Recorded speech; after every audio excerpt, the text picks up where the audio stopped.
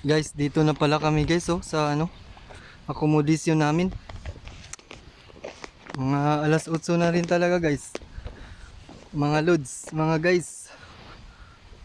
Dito na kami mga guys.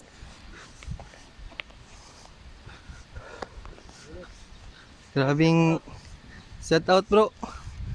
Shout out sa taga Manila. At Manila, taga Visayas. Mindanao, Visayas, Luzon. Ito yung namin oh, akomodisyon namin. Ay, Pala simbahan. dyan, sa ex ko.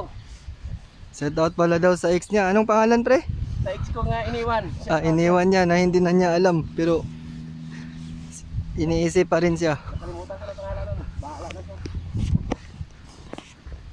Thank you for watching guys. Dagang salamat ug maayong buntag. Bye bye.